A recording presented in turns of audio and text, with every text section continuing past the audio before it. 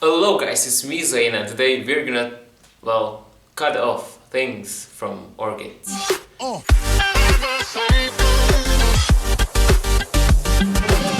Why would any sane person do that? Why would any sane person cut off things from orchids?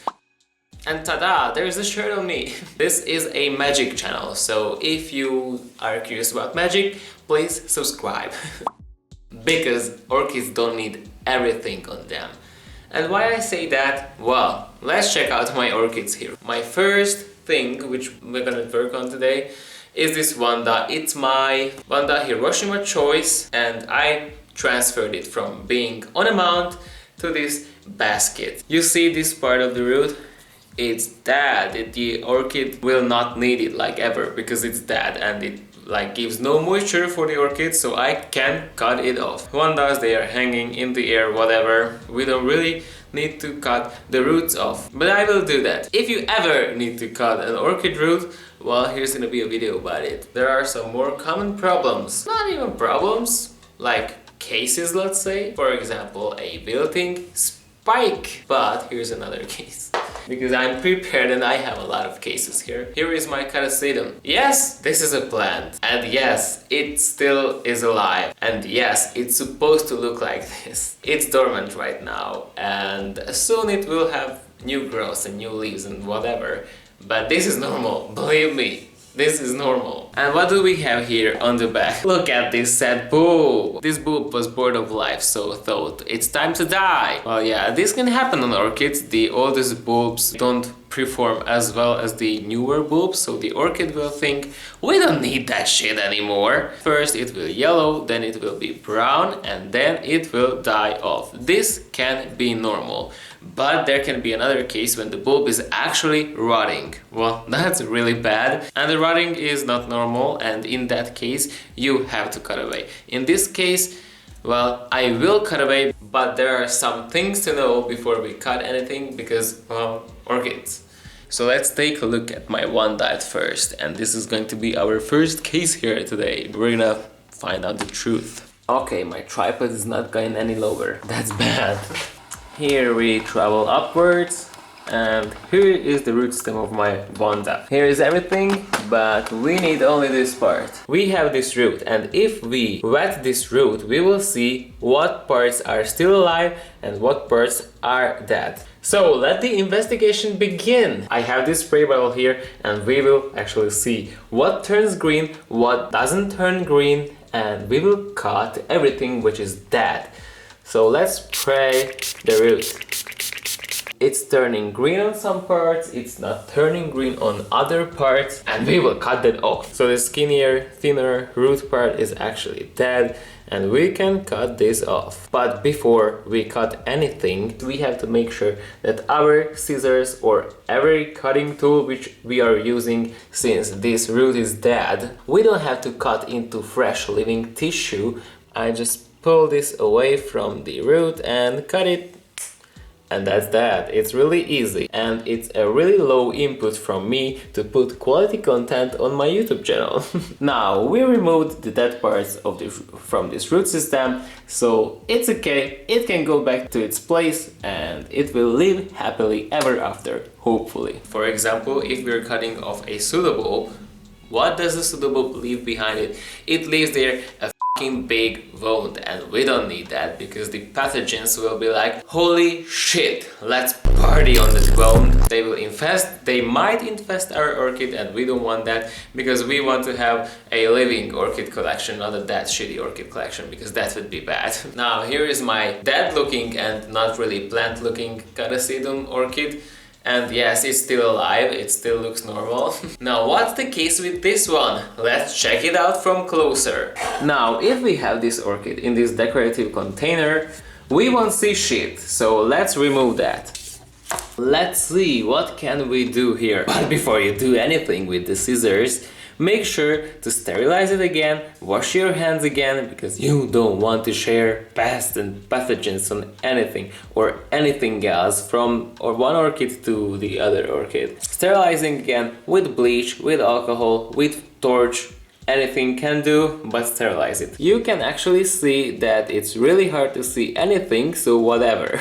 But as you can see, this pseudobulb is attached to this other pseudobulb pretty low in the pot, and I was securing this orchid by this wire, by this connection between these pseudobulbs. But since I have plenty of roots in this pot, I'm safe to cut this away. Look at how easily it bends since it's drying up and it's really starting to like be dead and nothing else. I'm just gonna reach in there with my scissors and cut into the rhizome. Maybe I don't even have to cut it. Maybe I can twist this just off. Okay, no, that's not working. I'm just going in there with my pair of scissors. Oh, holy Jesus! You see that? This light part was the connection between the two pseudobulbs. And you see that? There is no green in it. Which means it's dry, it's not wet at all. So we don't have to apply cinnamon on it, and we're ready to go. And this is what we did with this orchid. It was really easy, but just to make things sure, because we have to make things sure with orchids, because they can be bitches sometimes. Let's check out how the connection looks on the other pseudobulb. Well, you can see that light part in there. That was the connection between the two pseudobulbs, and it's dry, everything's fine with it, so we don't have to apply cinnamon. But since there is no connection between these two pseudobulbs, I can cut this wire off also. Now that I did this beauty treatment to you, dear Sedum, please bloom. I know your blooms are ugly, but still, please bloom. And now, what is our last case? The peasant orchid. Well, there is a whole discussion about cutting Phalaenopsis spikes, not cutting Phalaenopsis spikes, how to cut them, how not to cut them. And you can find pretty shitty information on the internet.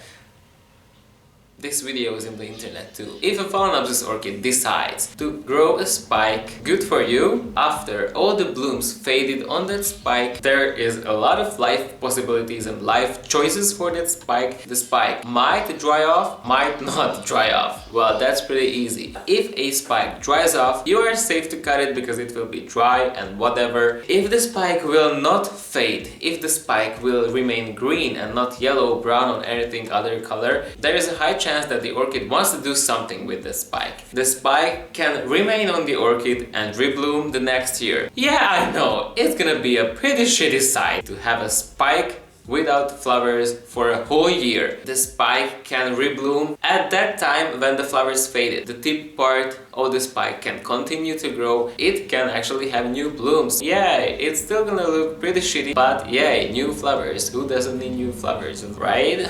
This was the cut part, and this was a note.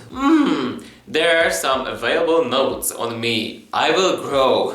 So this is another possibility. But then here is my idea, and I pretty much do that in like all times. If an orchid grows a spike, it blooms, and after blooming, I always cut the spike really low here, so nothing will sprout from any node because there are no available nodes left on the spike. I do that because these Phalaenopsis orchids, especially the hybrids which we have, they're complex hybrids, bloom a lot and bloom with a lot of flowers. But blooming for an orchid, it's a lot of energy. If an orchid grows a spike, I leave it to be, it will bloom for me, and after it I cut it. Because I don't want to take out too much energy from the plant. It's a poor plant. In its genes it's feel that I want to bloom, I want to bloom. After a time it can bloom itself to death, and I don't want that because I need a pretty flower spike every single year. But if an orchid will bloom really beautifully in 1 year, it might do worse in the next year because it was too much energy. It was a lot of stress for the orchid and it wants to gain energy. That's what I do. After every blooming, I cut the spike, and that's that. But there are some species Phalaenopsis orchids and also not so species Phalaenopsis orchids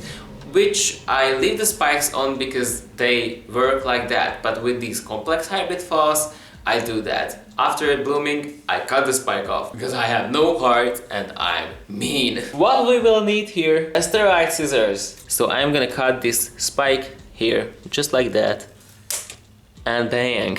Now, if this would be a pretty huge wound, I would apply cinnamon on it, but I've never seen a Phalaenopsis orchid getting infected because of a spike was cut, so I'm not gonna apply cinnamon on it. If you like this video, That's good. Then click on the like button. Also, you can leave a comment down in the comment section if you have any ideas about cutting shit off from orchids. I'm curious about that. I'm curious about your ideas, what you think about this topic. And also, don't forget to subscribe to this channel, don't forget to subscribe to my other channel, don't forget to follow me on Instagram, and don't forget anything, like I do, because I always forget everything. But if you don't want to forget everything, and if you don't want to forget me, forget watching this channel, click on the bell button, because it will do some YouTube magic and you will get notifications every time I post shit on YouTube. So that's great. So see you next time. Bye guys.